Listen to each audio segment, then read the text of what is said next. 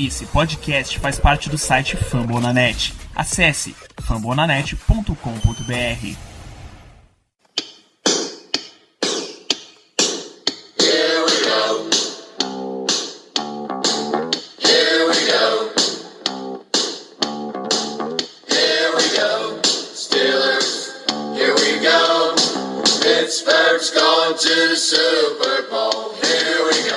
Muito bem, meus amigos, estamos começando mais um Black Yellow Brasil Podcast, seu podcast falando do Pittsburgh Steelers aqui no fambonanet.com.br e para todos os fãs no Brasil.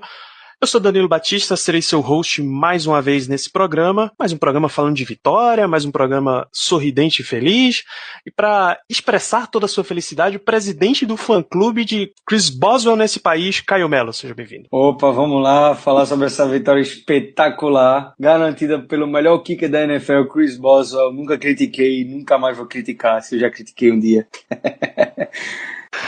E esse cara que faz análises sobre o Pittsburgh Steelers do mesmo jeito que Antonio Brown faz mágicas com a bola, Ricardo Rezende. Boa noite, Ricardo. Eu não mereço tanto, Danilo, mas muito obrigado por mais uma fantástica introdução. Sempre uma satisfação estar aqui com vocês, nossos queridos ouvintes, nossos queridos seguidores. Melhor ainda, depois de uma vitória dentro dos padrões Steelers, né? Não pode esperar muita coisa diferente contra times desfalcados e contra um backup quarterback. Segue o jogo. Pois é, a gente avisou pra vocês que o negócio ia ser difícil contra um time com Brett Hundley como quarterback.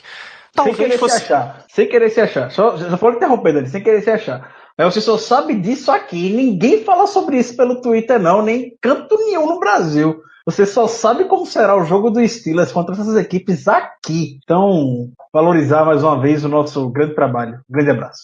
Levar o passe aí pra próxima temporada já.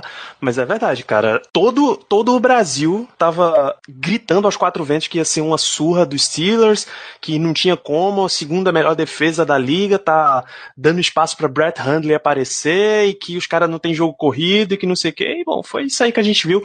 Mas enfim, saímos com a vitória no Sunday Night Football, no Heinz Field, 31-28 em cima do Green Bay Packers, e é sobre isso que a gente vai falar hoje. Tudo bem, a gente pode começar esse jogo falando de aspectos positivos do time, por exemplo, o desempenho excelente que a gente teve em conversão de terceira descida, em conversão, eu nem acredito que finalmente eu posso dizer isso, em conversão de red zone, que a gente foi perfeito. Como foi que vocês viram o ataque dos Steelers? O que é que vocês viram de legal que a gente fez para essa partida? Olha, Danilo, espetacular. Finalmente, Big Ben voltou a ser Big Ben, provando que essa história de que ele tem que aposentar, ele já era, acabou, não, nem tá mais preparado para jogar o jogo, é tudo história do passado. Finalmente chegou a época do ano que o nosso querido José fala que é a época do ano que separa as crianças dos homens de verdade. E como sempre, estamos aí no final de novembro, entrando em dezembro, e quem é que tá jogando muito na NFC? Big Ben, Tom Brady, e as crianças como Alex Smith e outros quarterbacks que estavam se mostrando bem, já estão começando a cair, despencando, porque é aquele momento que é divisor de águas da liga, e o Ben precisou desse tempo aí pra entrar no ritmo. Vou dizer um negócio a vocês, que ritmo, viu? Ele tinha parado na temporada passada num momento muito bom, ele tava jogando muito bem nos playoffs. No início da temporada parecia que ele não ia voltar, e voltou. E aí, finalmente, ele tá sendo o bem de todo ápice de temporada que ele vem sendo desde sempre. Ele tá jogando muito. A partida que ele fez ontem foi incrível. Conduzindo o ataque de todas as maneiras possíveis, lançando a bola para todos os lugares do campo possível. Passe longo, passe curto, passe para laterais. Porra, beleza. Antônio Brown jogou pra caralho, mas as bolas estavam lá sempre, velho. Não teve nenhum passe que foi um milagre de algum recebedor porque o passe foi safado ou ruim. Todos os passes, a bola foi perfeita, da maneira que só o recebedor dele poderia pegar. Pelo contrário, os wide receivers que estavam meio safados, né? O Eli Rogers, o Martavis Bryant, o Jesse James, com drops bem bobos ao longo da partida. Exatamente. Se não são aqueles, o Big Ben terminaria a partida com um número mais absurdo do que já teve. Seria algo na próxima. Se ele terminou com 33 de 45, ele terminaria com o quê? 40 de 45 e mais de 400 jardas. Se não fosse esses drops imbecis que o pessoal fez. Pois é.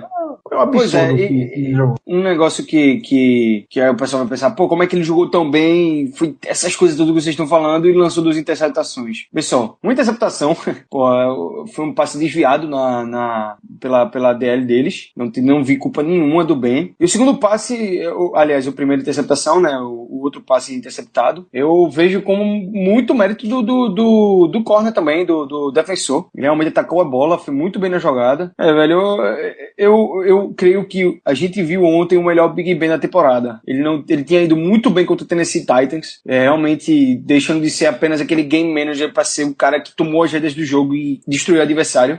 E ontem de novo ele tomou as rédeas do jogo e principalmente quando a gente precisou vencer o jogo, ele foi lá e venceu o jogo pra gente. Claro que quem acertou o chute no último momento ali foi o Boswell, mas ele e o Antonio Brown botaram a gente no jogo o tempo todo, estavam numa sincronia incrível.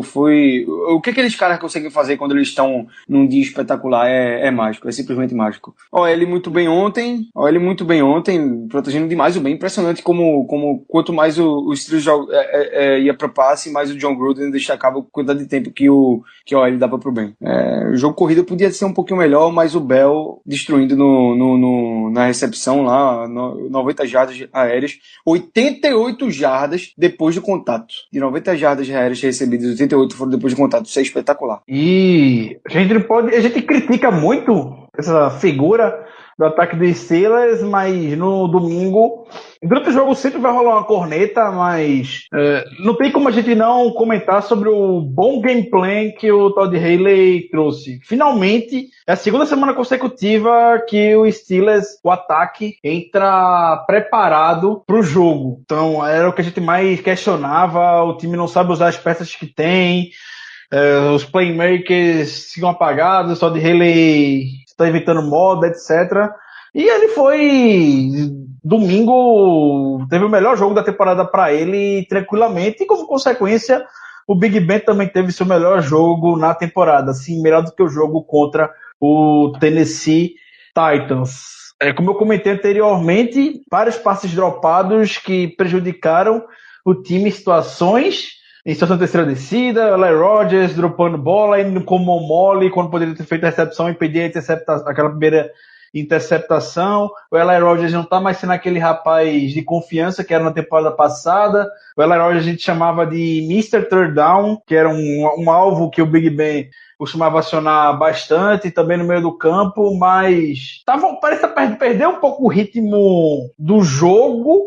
Tá buscando recuperar, mas é aquele negócio. Com o Juju, a gente sabe que vai ver muito o Eli Rogers em campo. Como que eu concluí, eu falo na OL excepcional, a gente não falou o nome do Chris Hubbard a partida todinha. O Villanueva dominou o Nick Perry de forma absurda, muito bem mesmo. O Nick Perry foi no facto o jogo todinho, tanto ele quanto o Ahmad Brooks. O questão foi que o Ahmad Brooks conseguiu fazer a jogada que resultou na segunda interceptação, que desviou o passe. Mas a gente não lembrar o nome do Hubbard já é muita coisa. Eu queria destacar o que o Caio deu na sua introdução, falando que, de fato, novembro e dezembro é quando separam os homens das crianças. E é quando Big Ben e Tom Brady, que são os reis da AFC nas últimas 2 décadas, fazem. Então, só para destacar o número que vocês vão achar absurdo, tanto do Le'Veon Bell quanto o Brown. Le'Veon Bell, esse é número desde 2013, certo? Que foi o ano que o Bell entrou na NFL. Bell lidera a NFL em jardas de scrimmage no mês de novembro. Ele tem 2.163 jardas. E quem é o segundo colocado? Antonio Brown, com 2.162 jardas em novembro. O terceiro colocado é o LeSean McCoy, que tem 2018. Mas aqui a gente já vê como é que o Steelers aparece nessa parte do campeonato e a gente só pode ficar animado daqui para frente. A preocupação da gente todo início de temporada é como o Steelers vai como o Steelers vai começar e não como ele vai terminar. Terminar, a gente sabe que ele vai crescer na hora certa e as peças, querendo ou não, uma hora vão aparecer. Então a gente criticava tanto o Big Ben no início da temporada. Big Ben teve mais um jogo de 4 touchdowns. É o segundo jogo consecutivo do Big Ben com pelo menos 4 touchdowns em uma partida. Ele já é recordista do Steelers, ele já está entre os maiores na história da NFL com pelo menos, em jogos de pelo menos 4 touchdowns. Ele só tá atrás, de fato, de Peyton Manning, Tom Brady e Drew Brees. É a hora que o Steelers vai engrenar, é agora, e se Deus quiser a gente só vai parar em fevereiro. Só para adicionar um pouquinho mais de estatística do Le'Veon Bell, que você estava citando, o Pro Football Focus fez um levantamento e a transmissão da NBC, que tem parceria, o Chris Collinsworth é um dos sócios do Pro Football Focus, eles mostraram na transmissão. Desde 2014, o Le'Veon Bell ele é o quarto running back com mais carregadas, são 896, aí vale lembrar a perda de jogos por lesão e suspensão, mas ele é o running back com mais tackle, que mais forçou perda de tackles, 209, o running back com mais passes em sua direção, 275, e o com mais recepções, 231. Olha o tamanho da importância desse cara para o nosso ataque e para a liga como um todo. Né? E ele, 12 recepções que ele teve no domingo foi a maior marca na história dos Steelers para um running back. Um cara que faz de tudo. O Big Ben hoje elogiou muito o Bell no protegendo contra o passe, é uma habilidade que só a gente tem noção de como o Bell é bom nisso, e não é porque o Bell teve poucas jardas terrestres em uma partida, que nem foram poucas, né? Não apareceu tanto no jogo terrestre, não quer dizer que ele jogou mal. O Bell é isso aí, Bell ajuda você em todas as fases do ataque. E pra finalizar aí o ataque rapidinho, um negócio interessante, Big Ben correu 3 vezes para 25 jardas. Não é um stat que a gente vê todo dia. É até um número bem antigo. Espetacular, a corrida que ele viu que estava todo mundo bem marcado, que o linebacker tinha dropado muito na cobertura e ele teve espaço para correr 15 jardas na jogada. Foi sensacional isso, né? Na hora foi tão engraçado, 15 não, 14 jardas, foi tão engraçado que parecia realmente que um tanque de guerra estava se deslocando para frente, porque era muito peso, viu, meu amigo? Para sair do lugar, parecia que tava um carro saindo do ponto como é que é? Da parada pra outro ponto com o freio de mão puxado. Foi muito engraçado. Mas sensacional, 14 jardas naquela corrida. E outro stat interessante aí, na verdade, outra coisa interessante sobre o ataque é o quanto ele foi dinâmico nesse jogo, né? Principalmente no primeiro drive ali, no primeiro tempo. O ataque fez várias chamadas assim, diferentes do que vinha fazendo, conseguiu um touchdown. Uma jogada até que a gente vem usando com uma quantidade de vezes razoável na endzone, que é ali o shovel pass pro Tyren, ou então pra um wide receiver que passa na frente do Big Ben. E teve até um end around na endzone, pô. Caramba, fazia muito tempo que esse ataque não fazia um end around na endzone. Na red zone, perto da endzone. O Martavis Bryant por muito pouco não anotou o touchdown ali. E pra finalizar, Big Ben deu 2 passes espetaculares na red zone, ali na linha de 3 jardas. Um foi pra touchdown do Brown e o outro, velho, Justin Hunter, precisava fazer aquela recepção. O passe foi espetacular, era só ele poderia pegar a bola, e foi mais um drop aí. O Ricardo tava falando, teve drop do Jesse James, teve drop do Lai Rogers, teve esse drop aí na endzone também do nosso querido Justin Hunter. Muito bem, vale lembrar também, a gente passou várias semanas, além de bater na nossa eficiência em red zone, a gente bateu no play calling. E, porra, vocês acabaram de dar exemplos e eu vou citar mais um. Só no primeiro drive a gente teve 6 recebedores e 2 corredores diferentes, que esse é um drive que todo mundo sabe que é planejado desde a semana inteira. Ele é planejado para funcionar daquele jeito, para testar formações, testar estatísticas, enfim. Mas foi absurdamente variado e terminou num shovel pass pra Xavier Greenbow, que, pô, mais maluco do que isso é loucura. O Danilo, um detalhe, foi um shovel pass pro Xavier Greenbow num 4th down, na linha de 1 jarda. Quantas pessoas diriam que era pra correr a bola com o Bell? E, obviamente, eu também diria a mesma coisa. A gente tem o melhor running back da liga, principalmente dentro das 5 jardas. É um cara que faz a mágica acontecer dentro das 5 jardas ali pra anotar o touchdown. E o cara chamou um shovel pass pro Tyren número 2 e foi um touchdown. Um shovel pass espetacular, assim, ninguém esperava, ele praticamente andou pra endzone, sensacional, realmente, do que a gente vinha pedindo do ataque nas primeiras semanas dessa temporada, parece que vem evoluindo mesmo. O Todd Haley vem botando um pouquinho mais de dinamismo no ataque, vem sendo um pouco mais criativo, e por isso que a gente tá saindo desse freio de mão puxado que o ataque tava sendo, né? Fazendo uma analogia com o que o Everaldo Marques fala em algumas transmissões, é por isso que a gente tá aqui e eles estão lá, né? Shovel Pass do Big Ben pro Xavier Greenbow congelou a defesa do Green Bay todinha. O óbvio seria você dar bola pro Bell, todo mundo ia esperar isso. O câmera caiu, eu caí, o Danilo caiu, o Caio caiu, você que tá ouvindo caiu. Quando menos esperou, tava o Xavier Greenbow na end zone fazendo o touchdown. Então, palmas pro Todd Haley, que finalmente tá acordando, e ainda bem que ele parece estar acordando na hora certa da temporada.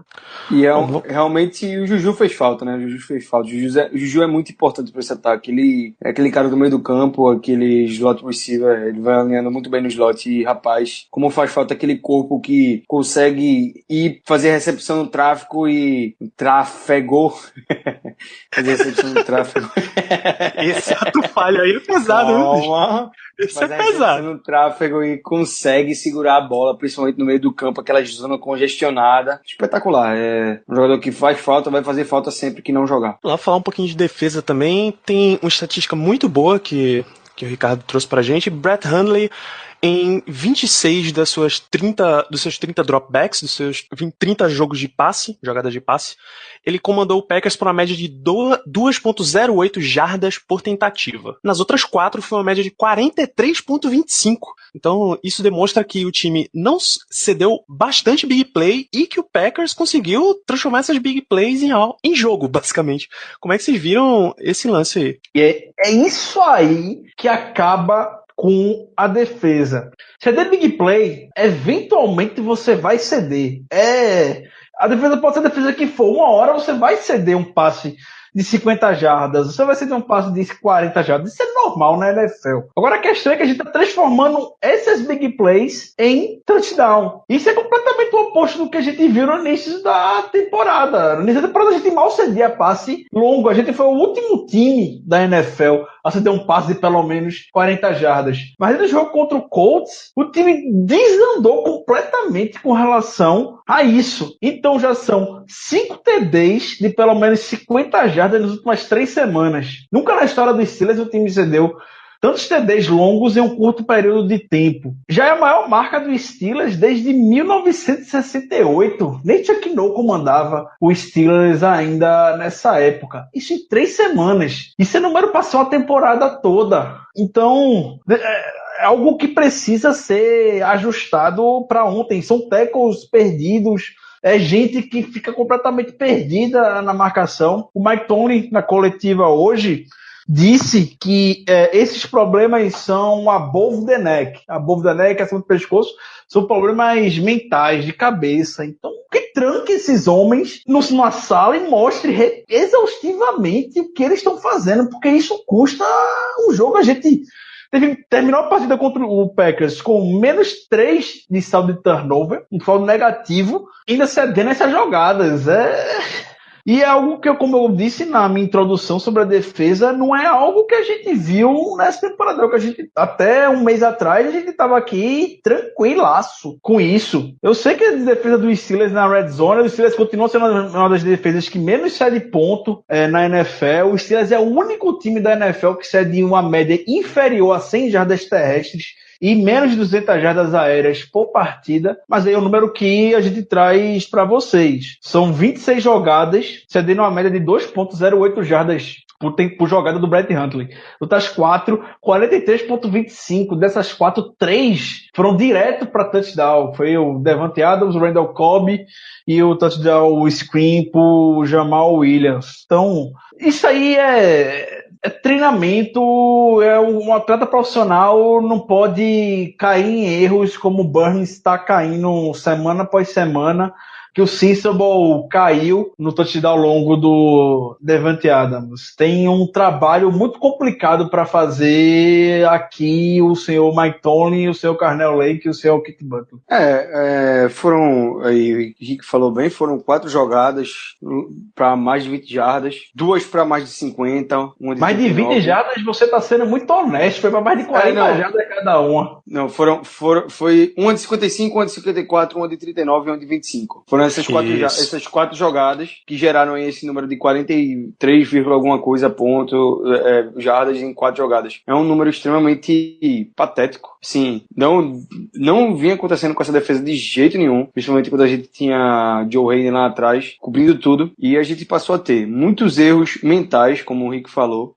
Destacar um negócio muito interessante: o pessoal fez uma leitura labial da jogada do touchdown do Davante Adams, e o Mike Tomlin virou pro pessoal que estava atrás dele e falou: isso aí tá tudo no filme, no filme que eles assistiram do Green Bay Packers nos seus últimos jogos. É um tipo de jogada que eles já vinham chamando há muito tempo, que já vinham conseguindo conversar há muito tempo, tudo no filme, tanto o esquema, quanto a formação, quanto a chamada pre-snap, tudo idêntico, e o Steelers foi lá e caiu e cedeu um touchdown de 55 jardas pro Davante Adams. Assim, é frustrante, mas por um lado, quem cedeu esse touchdown foi o nosso backup outside corner, que é o Colt Sensible. Em algum momento a gente sabe que o Joe Hayden vai voltar nessa temporada, ou seja, no início dos playoffs, ele vai voltar e a gente não vai ter mais toda essa preocupação.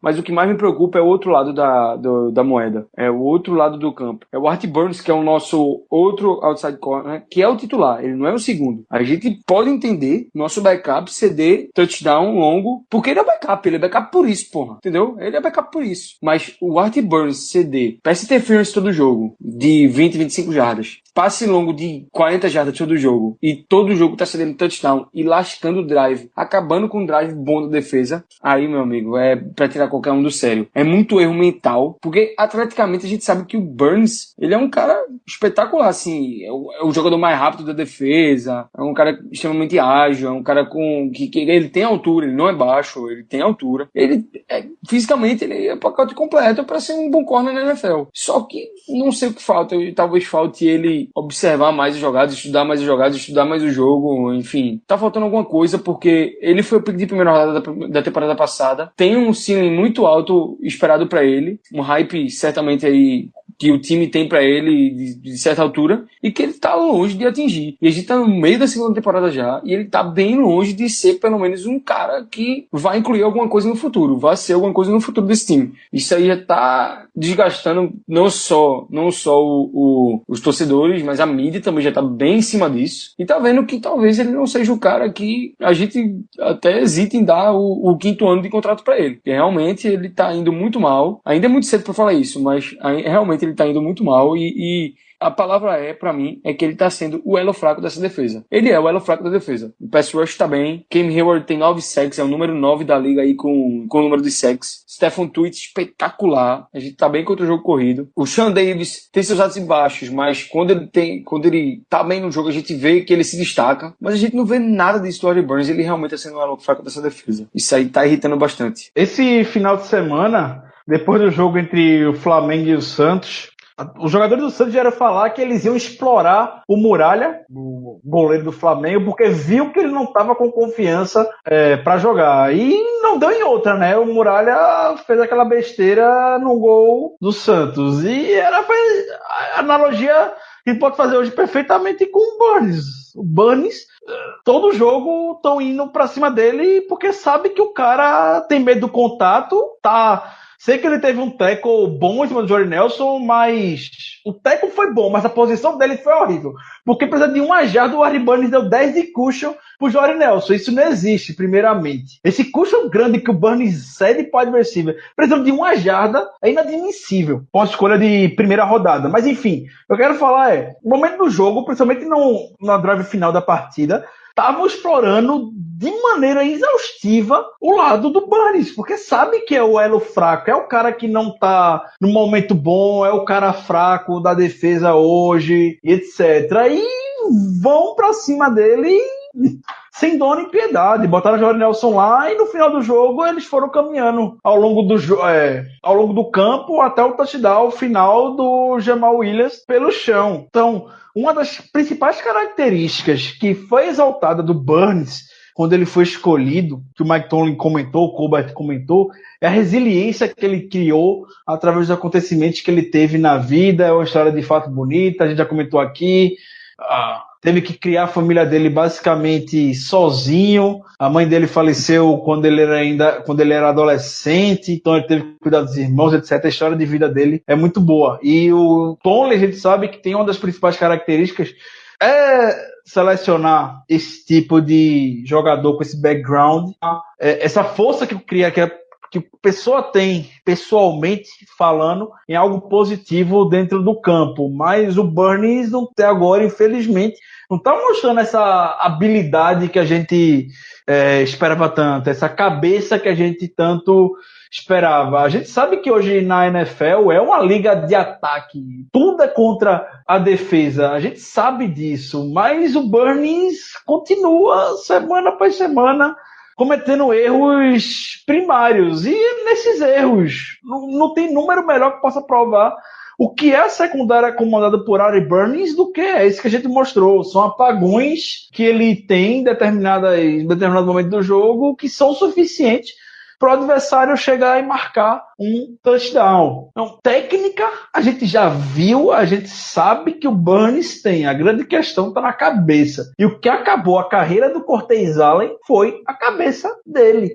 Então, não quero que a gente chegue aqui e já bote o Burns como um boost e coisa desse tipo, mas ele tem que mostrar. Tem que dar esse passo para frente e com o Joe Hayden tá fora. Ele é o cara que vai marcar. O Jordy Nelson marcou no domingo, é o cara que vai marcar AJ Green, é o cara que vai estar marcando contra o Patriots, o Brandon Cooks, é o cara que vai estar marcando o DeAndre Hopkins contra o Texans. Enfim, ele é o cara que a gente vai ver futuramente também contra esses caras. Foi ele que foi escolhido para isso. O investimento dele foi alto e a gente tem que cobrar. O Mike Tomlin tem que chegar também nele e começar: meu amigo, a gente viu isso, o que está acontecendo com você? E dar um jeito na cabeça desse menino. Pra terminar aí, e pegando o gancho do Burns, eu vou só fazer um comentário geral sobre a defesa. O Burns, ele se deu touchdown numa jogada que ele vacilou na cobertura, ele errou a cobertura, na verdade, ali do flat. Era claramente, o flat não era dele, o TJ Watt dropou no flat, ele tinha que cobrir o fundo do campo do lado dele. Ao invés de cobrir o fundo do campo do lado dele, ele foi com o wide receiver, que cortou pro meio, e ficou o Randall Cobb, que cortou pro outside, saiu do slot ali pro outside, sozinho, completamente sozinho, praticamente só com o Mike Mitchell pra bater. E o Burns, quando viu que tinha a merda que ele tinha feito, foi tentar corrigir, acabou tropeçando e aí atrapalhou, inclusive, o Mike Mitchell, que tentou corrigir o erro do Burns de última hora, tudo por um erro de execução. Pô, não é nem erro de leitura, porque erro de leitura aconteceu, mas é erro básico de execução da jogada da defesa. Você tem uma chamada, você executa a sua chamada, pô. Você não é nenhum beleza, um Joe Hayden para poder mudar do nada o que você vai fazer e conseguir a interceptação. O problema é que eu tô achando que o Burns às vezes tá querendo fazer isso, de mudar a chamada dele, tentar fazer a interceptação, tentar fazer a big play e acabar fazendo besteira. Outra jogada que ele fez isso foi até contra o AJ Green, contra os Bengals, que em vez dele ficar na cobertura dele e fazer o tackle no AJ Green ou então pôr ele pra fora do campo, ele foi tentar interceptar a bola, aí cedeu a recepção e cedeu o first down na mesma jogada. Então ele tem que parar com essa mania dele de querer ser o que faz leitura e vai fazer a big play e aí cede esse tipo de jogada e na hora você sabia, não precisava nem rever o replay que você sabia que o erro era dele. Não precisou nem ver o replay, você sabia que o erro era dele.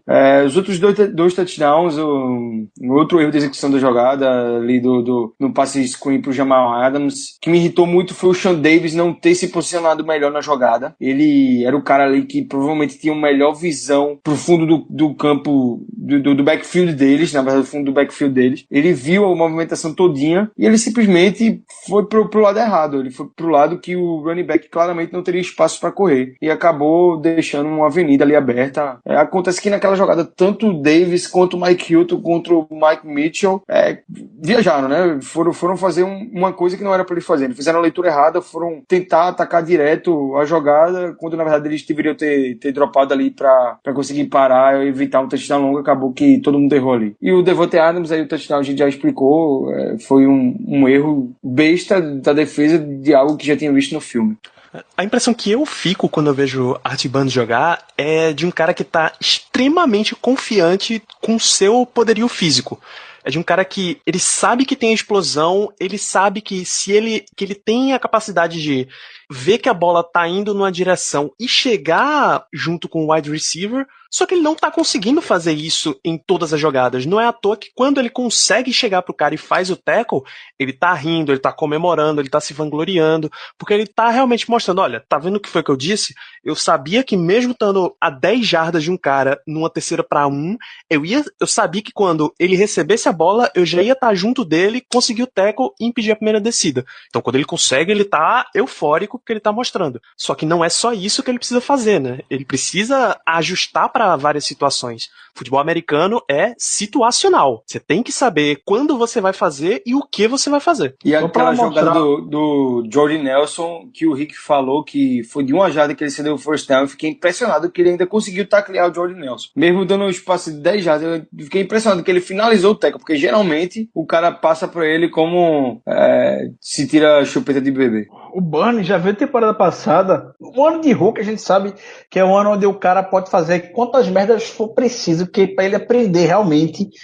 E já pegar na segunda temporada, a gente espera o desenvolvimento e que ele aprenda com as lições. Então, o Burns, isso em toda a NFL, em 2016, foi o 3º jogador com mais faltas em toda a liga. Ele ficou atrás só do Josh Norman e do Clark, que é um tackle do Houston, Texas. Teve 16 faltas no ano de rookie dele. Esse temporada a gente tá vendo que não tá tão diferente assim. Para dar uma noção, o Larry Burns sozinho representou 10% das faltas do Steelers em 2016. Porra, o bicho já errou o suficiente na temporada passada. Não é para ele estar repetindo os erros nessa temporada do jeito que a gente tá vendo. Enfim, para finalizar aí, a evolução que a gente tá vendo no Sean Davis nessa temporada, que ele realmente tá evoluindo muito, ele tá jogando muito bem. Tem seus altos e baixos, porque ele também não vai sair da água pro vinho, ele não vai virar o melhor safety da liga na segunda temporada dele na NFL, mas ele realmente tem melhorado bastante, ele tem fazendo jogadas aí espetaculares, splash plays, tanto quanto ele tem errado gaps em algumas jogadas e também vacilando, como ele vacilou nesse touchdown do Jamal Williams. Vamos só, por favor, fazer uma campanha, todos nós, pro Ken Hayward e pelo menos pro Pro Bowl, porque é um cara que faz um trabalho espetacular nesse nosso time. Eu acho que nessa temporada eu fico muito entre ele e o Shazier, mas pelo menos até essa segunda metade da temporada até agora, ele é o melhor jogador da defesa. A primeira metade da temporada foi o Shazier, mas até agora tá sendo o Hayward. E o Hayward tá jogando muito, puta merda. O cara já tem 9 sacks. Já entrou aí na lista, o Rick falou pra mim, entrou na lista de top 10 de sacks da liga. E finalmente a gente conseguiu fazer esse pass rush engrenar, que não tava indo tão bem assim, tava conseguindo os sacks, mas não parecia que tava botando tanta pressão no quarterback, nem sempre tava indo 4 jogadores no pass rush nas jogadas. Isso tava irritando um pouco, mas parece que finalmente o Keith Butler mudou um pouquinho a mentalidade dele e a gente tá indo atrás do quarterback, tá sacando ele mais vezes. Ken Hayward muito bem. TJ Watt é o nosso rookie que dropa muito na cobertura. Quando o pessoal fala, pô, o TJ Watt não conseguiu 4 sacks logo no início da temporada e agora já estamos na metade e não mudou muito esse número, conseguiu o 5º no domingo.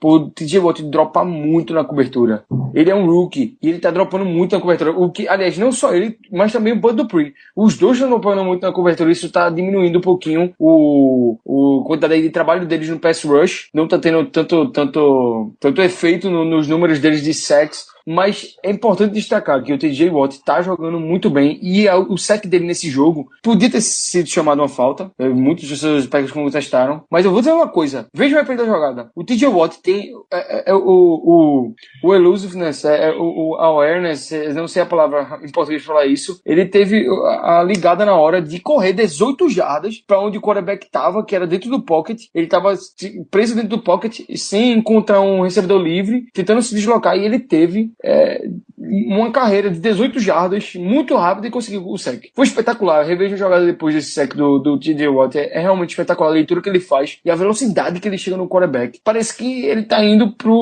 atrás para um prato de comida, o primeiro prato de comida que ele não come há uma semana. É espetacular. Ele realmente vai aí crescendo. Essa temporada de rookie dele eu tô gostando muito da postura dele em campo. Ele realmente se mostra que vai ser um líder dentro dessa defesa. É um cara que valeu muito a pena draftar e que tem um upside muito grande. Ele tem um upside muito grande mesmo. E cada vez que ele joga, cada vez que eu vejo o quanto ele se esforça, tanto dropando na cobertura quanto no pass rush, eu vejo que esse cara, a gente finalmente acertou em cheio uma pick de primeira rodada. Só para concluir a defesa, só para concluir esse ponto que o cara falou também, a gente dá um basta aqui, o TJ Watt, ele é um dos únicos 2 defensores da NFL, não é rookie, certo? É jogador, qualquer jogador da NFL, a ter pelo menos 30 tackles, ele tem 35, a ter 5 sacks, ele tem 5, e ter pelo menos 5 passes defendidos, ele tem 6 passes defendidos. O outro é só o Cameron Jordan do New Orleans Saints.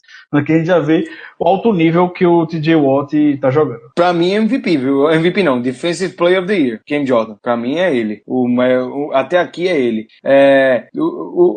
Então, eu ia falar alguma coisa do TJ Watt que você falou. Ah, sim, o TJ Watt quase saiu com interceptação esse jogo, viu? Meu Deus do céu, pensei que ele ia pegar aquela bola. Pois é, rapaz, eu vi até TJ Watt se posicionando aberto como um outside cornerback em jogada. Não sei se era um tight end posicionado na frente dele, eu não parei pra rever o jogo, mas, porra, e ele tava na marcação apertadinha, não era jogada, não era disfarce pra ele ir no pass rush saindo de fora, não, era realmente dropando em cobertura. Mas ó, deixa eu aproveitar que a gente falou de defesa, falou de secundária, adiantar uma pergunta aqui. O ouvinte Caio, não é Caio Melo, nosso amigo participante aqui, ele mandou uma pergunta querendo saber quando é que tá prevista a volta de Joe Hayden. Quando é que ele pode ficar saudável de novo? Se é que tem previsão. Hoje o Tomlin deu a coletiva dele e como já é tradicional, né, a gente fica toda semana com a falsa esperança de que o Tomlin vai chegar e dar alguma informação concreta, mas não tem informação concreta nenhuma. Ele já abriu falando que não tem previsão também quando é que o Joe Hayden vai voltar. A boa notícia é que o Mark Kaboly, um jornalista que cobre o Steelers, viu nas instalações do Steelers o Joe Hayden andando sem mancar e andando até rapidamente lá por dentro. Então isso já é um bom indício. Se eu fosse São palpite, certo? É uma especulação. Eu tô chutando. Ele volta para a partida contra o Patriots. Tem nada concreto, mas eu imagino que ele volte na semana 15. Eu também acho que ele volta na semana 15. Aí eu acho que ele já tá se recuperando bem dessa lesão. Ainda que ele esteja 100% daqui a 2 semanas, né? Que eu diga lá pro jogo do Ravens. Eu ainda acho assim que ele não joga. Eu acho que não vão forçar a volta dele de nenhuma maneira. Não vão também querer que ele volte num jogo tão físico. Eu acho que vão preservar ele pro jogo do Patriots, que tudo indica que vai ser aí o divisor de águas para a temporada na AFC. Então vamos lá, já que a gente começou a falar de lesões, vamos ao tópico semanal que sempre reforça isso. Tomlin Tuesday. O que é que teve na coletiva do nosso head coach hoje, Ricardo? Então, hoje foi rápido, 16 minutos de relógio, a coletiva do Mike Tomlin. Não falou muita coisa, sendo bem sincero com vocês, o Tomlin estava muito contido hoje, mas deu para ver irritação com os problemas na secundária pelo tom de voz dele, sendo bem grosso, falando que os problemas estão na cabeça dos jogadores. Então, foi o que o cara comentou. Estava no filme e os caras vacilaram, basicamente. Ele disse que o jogo do Packers foi bom, mas assustador ao mesmo tempo, que o time jogou bem, mas 3 turnovers é algo que incomodou o nosso técnico bastante. Em termos de lesão, ele disse que Juju e Vince McDonald têm potencialmente grande chance de voltar na semana que vem contra o Bengals. E com relação ao Chazier, vocês viram, ele saiu mancando no determinado momento da partida. O Chazier voltou depois também na partida, deve ser um pouco limitado no início da semana, tanto o Chazier quanto o Mitchell, mas não preocupam para segunda-feira que vem, perdão. Eu acredito que o time vai ficar ausente em termos de lesão, só do Joe Hayden mesmo e o Gilbert que está suspenso, né? Só terminando aí, não vimos nenhuma ação do nosso rookie, o Cam Sutton, no final de semana passado, nesse jogo do final de semana passado. Também não esperamos. E se o Vance McDonald e o Juju voltarem, a tendência desse ataque é melhorar muito, viu? E principalmente o jogo corrido. Não se enganem, o jogo corrido com o Vance McDonald muda muito, muito mesmo. E os números provam isso. Com o Vance McDonald a diferença é absurda desse time correndo com a bola. E, obviamente, com o jogo aéreo, Juju também melhora muito e diminui muito o número de drops. E que diferença ter um retornador feito Martavis Bryant, hein? Primeira jogada do jogo e o cara parecia que ia retornar para touchdown. Já entrou todo confiante pro jogo, ajudou muito ele. Finalmente temos um retornador, será?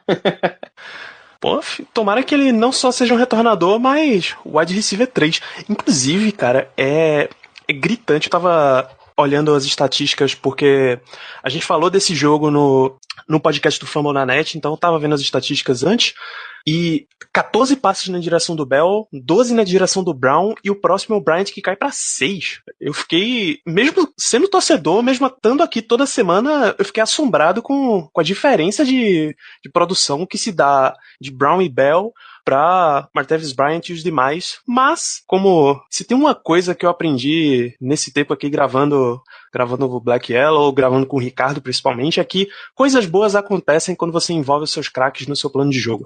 A gente tem mais alguns tópicos aqui para comentar.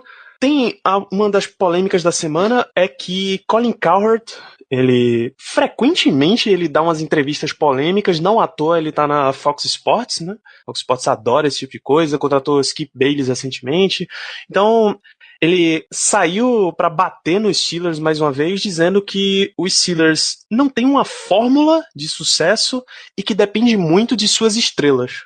O que é que vocês acham desse tipo de declaração maravilhosa deste homem chamado Colin Cowherd? O Colin Cowherd. Eu vou começar, cara. Eu faço questão de começar a falar sobre o Colin Cowherd. Por favor. O Colin Cowherd é uma piada. O Colin Cowherd é uma piada. O Colin Cowherd, ele só tem uma oratória boa. Só. Que o discurso dele, parece que você for transcrever o que ele fala, você pensa que é o Skip Bayless falando algo extremamente sensacionalista.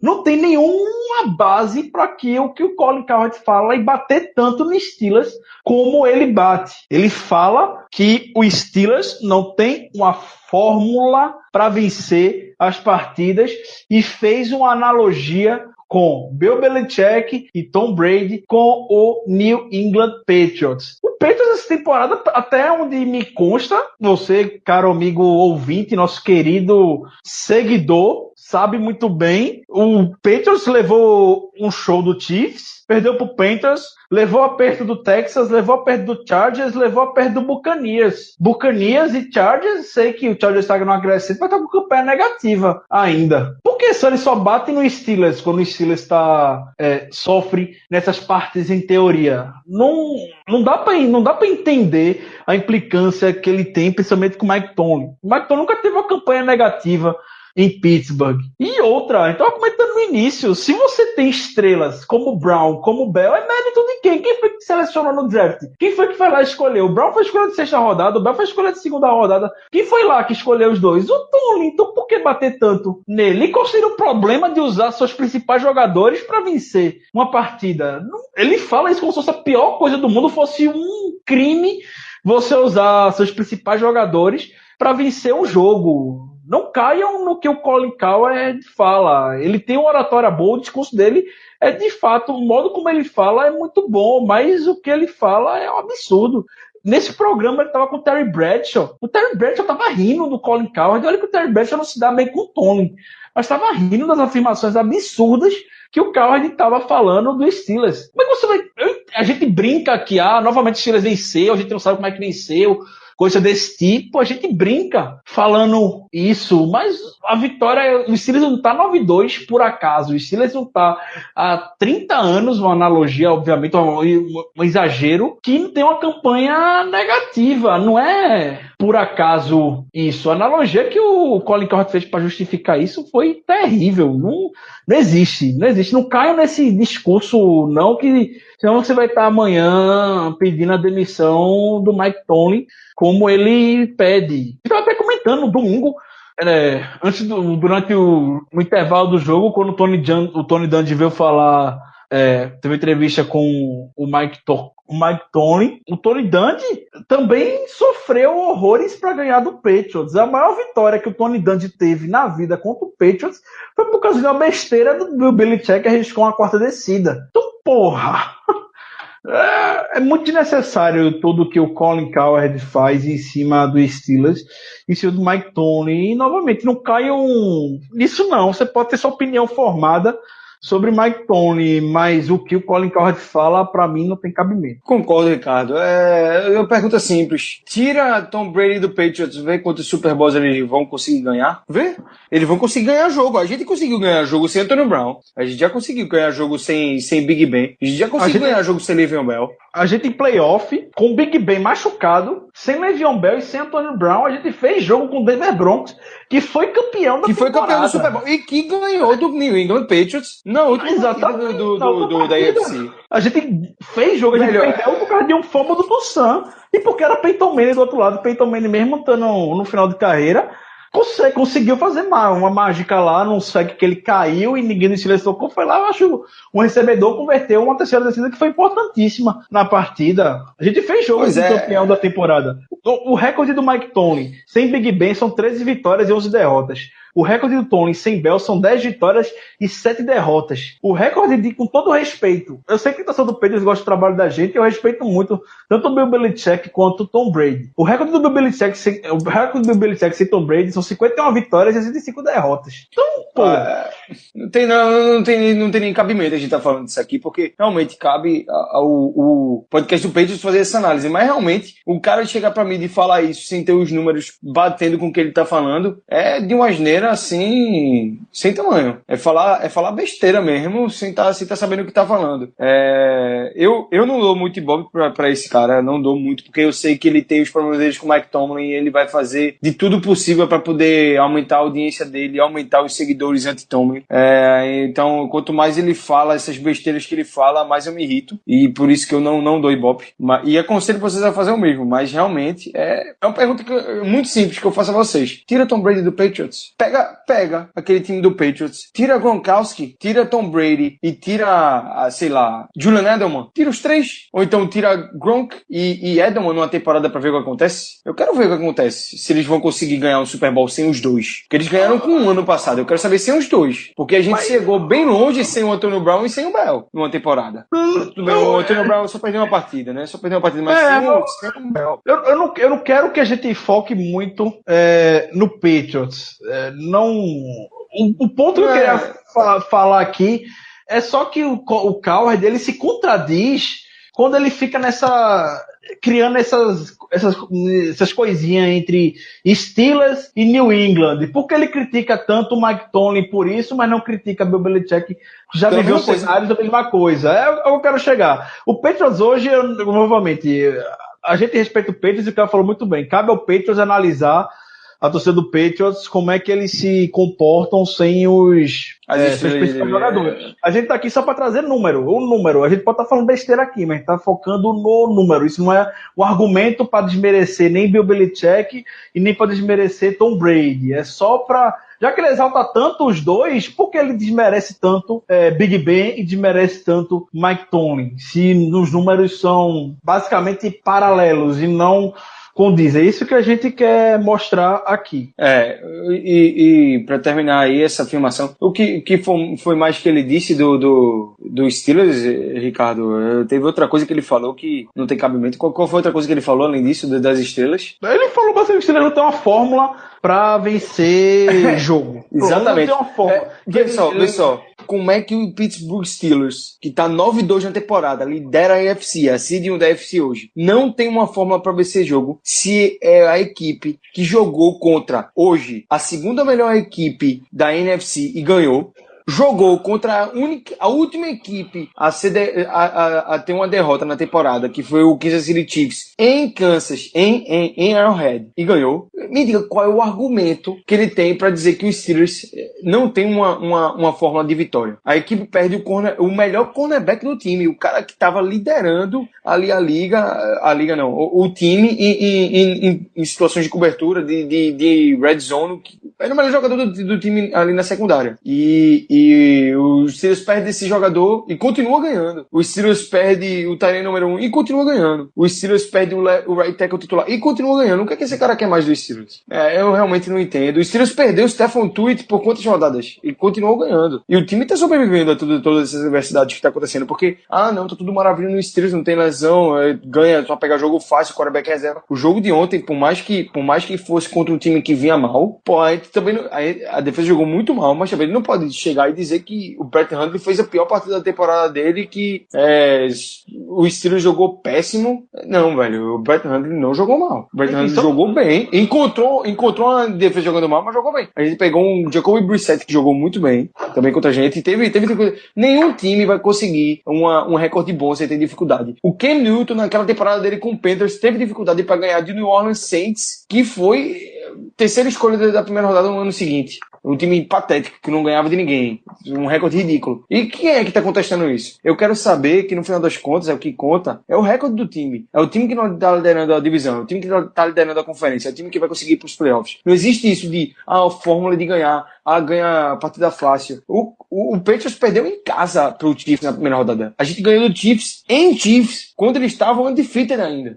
Velho, eu não consigo cair nessa história de... Pra mim isso aí é papo pra poder inflar a mídia e o pessoal aí que gosta de uma corneta. Só pra encerrar de vez esse assunto, a gente partir para as considerações finais e abraços para os nossos queridos ouvintes. O Steelers terminou a partida do domingo com -3 de turnover e venceu o jogo. Pronto. Vamos pesquisar na história da NFL quantos times já venceram com -3 de turnover. Porque se fosse o Patriots que vencesse com -3 de turnover, o Colin Cowherd estaria lá botando o Patriots nas alturas. Mas como foi o Steelers não sabe vencer jogo. Então, tá lá. Um grande abraço pra você, Colin Cowherd. Grande abraço e zero rancor. Bom, você já adiantou aí, a gente tem um próximo jogo contra o Cincinnati Bengals nessa semana 13. Já quero deixar para vocês os famigerados matchups. O que é que vocês acham que lá em Cincinnati pode preocupar, ou pelo menos o torcedor deve ficar de olho? Primeiro, a gente vai encontrar um Joe Mixon muito melhor do que a gente encontrou na primeira partida, mais confiante, tendo mais tempo de campo, mais snaps, com um jogo mais dimensionado a ele, mais virado aí para dar a bola para ele poder fazer um estrago. Então vai ser um matchup interessante, o Joe Mixon contra a nossa defesa. Outro matchup interessante vai ser essa secundária contra o AJ Green. A gente com o Joe Hayden foi ótimo. Ali ele alinhou também com o Burns, alinhou com o Joe Hayden, mas o Joe Hayden soube fazer o trabalho sujo e conseguiu acabar com o AJ Green. E por último, o pass rush deles contra a nossa OL. Porra, como eu queria que o Carl Lawson tivesse sido draftado pelos Steelers. Que cara bom, velho. O cara é muito bom. E aí tem outros nomes como o Dino Atkins, Carlos Dunlap. Por outro lado da bola, aí, nosso ataque contra o Burfict é sempre um cara a ser batido ali, né? Que parece que ganhar do Burfict é muito bom. E saindo saudável é muito bom, porque cada vez que eu vejo aquele cara se fudendo, eu fico feliz. Não de lesão, mas de perdendo e não tirando ninguém do jogo. O cara já falou quase todos os matchups do jogo. Eu vou destacar só que o Mike Tomlin já havia comentado na primeira partida e falar agora, que é o William Jackson terceiro, que estaria no Steelers hoje provavelmente se o Bengals não tivesse escolhido ele antes. O Steelers acabou pegando o Ari Burns. O William Jackson tá muito bem mesmo, tá jogando demais e vai ser sim um desafio na segunda-feira, ainda mais que os caras de Cincinnati, a gente sabe como é o modus operandi dele, né? A defesa do Cincinnati, principalmente comandada por Vontaze Burfict, dispensa maiores comentários. Então vão sempre dar aquele totozinho a mais de final de jogada, etc. E William Jackson segurar um segundo mais a marcação, pode ser aquela diferença para chegarem em cima do Big Ben, em cima do quarterback. Enfim, influencia demais a presença do William Jackson em campo pelo que ele vem jogando nessa temporada. O Drake Kirkpatrick e o Adam Jones, a gente sabe que bota eles no bolso. O William Jackson deu trabalho na primeira partida, então esse é meu matchup pro jogo. Eu vim olhar algumas estatísticas já para essa partida e o Andy Dalton ele tem 18 touchdowns, 8 interceptações na temporada. Contra o Big Ben, 20 touchdowns, 12 interceptações. Só que o Ben tem umas 600 jardas passadas a mais em umas 60 tentativas de passe a mais. Então, tô a fim de ver Andy Dalton em mais uma partida de prime time. Mentira, eu não tô a fim de ver Andy Dalton na segunda-feira à noite.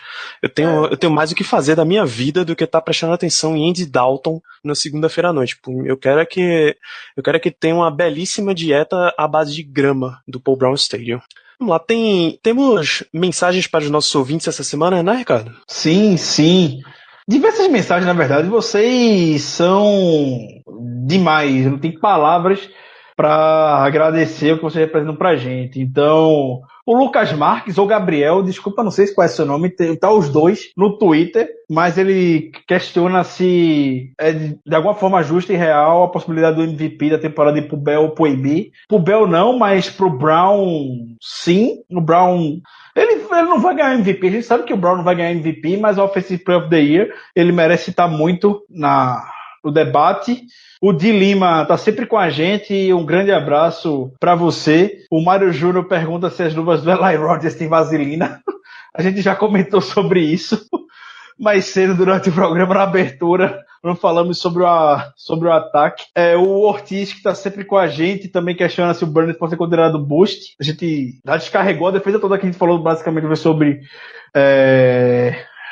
o Burns. A Mariana Balzani pede ele falar sobre o Drops. A gente também falou sobre o Drops. E para encerrar, o grande Tarcísio Alves deixa o comentário falando que o Cam Hayward é um homem maravilhoso e é o líder que a defesa precisa. E que ele mandou um sec no final do drive de Green Bay Packers e que mudou totalmente os rumos da partida. Assim, todo mundo concorda aqui. O grande Cam Hayward, como o Caio já falou, merece estar no Pro Bowl, merece todas as honras nessa temporada. Um abraço para todos vocês, nossos queridos seguidores e ouvintes. Vamos lá, senhor Caio Melo, suas considerações finais para o programa de hoje e o seu placar para Steelers em Bengals.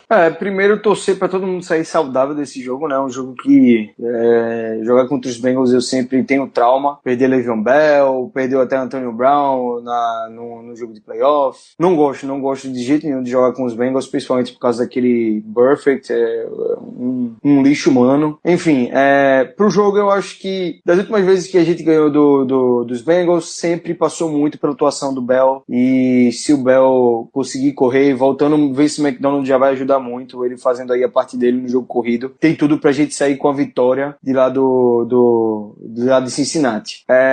Placar do jogo, eu acho que vai ser um jogo apertado de novo, não tão apertado quanto esse do Packers, mas eu acho que a gente só decide o jogo no quarto de novo, né? Mais lá pro início, meio do quarto a gente consegue tomar as rédeas do jogo, e com a última, se realmente confirmar em uma ótima partida do Le'Veon Bell, tem tudo para sair com a vitória aí ao redor de 35-24 ou 32-24. Acho que 32-24 é um placar justo. 32-24. É isso aí mesmo. 32, eu vou confiar nesse seu placar apostando em 4 touchdowns com conversão de 2 pontos, tá, Caio? Vamos lá, Ricardo Rezende. mas Danilo, mas pode ser 4 TDs e um field goal, não?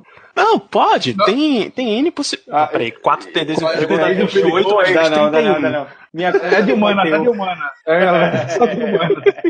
Tem uma conversão de 2 pontos envolvida. Pronto, salvou. Pô, um safety? Sei lá, não pode ser safety, não. O safety, o chute errado do Boston. Muito obrigado, Caio. Ricardo, suas considerações finais e o placar pro jogo. A minha consideração final Steelers e Ravens mantido pro Sunday Night Football. da semana 14 podem ficar tranquilos. Havia aquela vontade da audiência que fosse o jogo entre Eagles e Rams. A NFL foi categórica, disse que não, nenhuma possibilidade. Steelers e Ravens será mantido no horário nobre. Com isso serão 5 na verdade jogos do Steelers, né? Que contra o Lions antes da bye week também foi horário nobre. 5 semanas consecutivas com Steelers, deixando a gente sem dormir no dia seguinte. E o Steelers pode garantir os playoffs da divisão AFC Norte já nessa partida contra o Ravens. Basta vencer Bengals e Ravens. Vencendo esses 2 jogos, o Steelers já garante o título da divisão e a vaga para jogar em janeiro. Placar, o Steelers finalmente está marcando 30 pontos, então com 35-20, onde o Steelers só vai desgarrar do placar no último quarto, quando a coruja tiver no juízo do Dalton, ele lança aquela interceptação maravilhosa de sempre. Então, tá tudo certo. Não vai fugir muito, não. O Steelers sabe jogar e sabe vencer o Bengals. O Bengals é um adversário que me preocupa, não. Só lesão mesmo, mas em termos dentro de campo, eu não fico muito preocupado com o Bengals, não. O Ricardo Danilo, eu vou adicionar um comentário aqui, que é muito meio que uma bold prediction, mas é bom os Steelers ganhar dos Bengals domingo ou segunda, porque eu acho que o Patriots vai se complicar essa rodada, viu? Vocês escutaram primeiro aqui, eu falei bem baixinho, justamente pra ninguém escutar. E eu acho que vai dar Bills esse final de semana. Meu palpite de placar pra esse jogo, eu vou ficar com uns 31-17. Mas eu concordo com o Ricardo de que a gente vai ter que ficar acordado até, sei lá, metade do último quarto para realmente poder dormir tranquilo. E mesmo assim ninguém vai dormir, porque a gente sabe como é que esse time funciona. Se parar de prestar atenção, degringola tudo. E como consideração final, eu deixo o seguinte: se você não quiser que este podcast seja apagado, tal qual o Andy Dalton, em partidas de prime time, você vai lá no iTunes, dá suas 5 estrelas e deixa um comentário, ajuda esse programa a chegar para mais e mais amigos fãs do esporte, torcedores dos Steelers. Vai no link no fumblenet.com.br/Black Yellow Brasil. Acompanhe as nossas matérias, tem um link no post desse podcast para assinar o feed, faça com que seu celular trabalhe para você, configura para ele baixar o podcast automaticamente quando for publicado. Segue lá, @BlackYellowBR no Twitter, no Instagram e no Facebook, para acompanhar basicamente em tempo real. No Instagram não deixa as pessoas usarem tempo real, mas enfim, quase em tempo real, todas as notícias que interessam do nosso time. Lembro de novo, Monday Night Football, então você pode ver toda a rodada super sossegado. Se você quiser, você pode sair no domingo à tarde, porque não vai ter Steelers. Então, Monday Night Football, Steelers em Bengals, transmissão da ESPN. A gente se vê lá e na semana que vem a gente volta com o podcast falando desse jogo. Um grande abraço e até lá. Yeah, you know what it is. Black and yellow, black and yellow, black and yellow, black and yellow. Yeah, you know what it is. Black and yellow, black and yellow, black and yellow, black and yellow.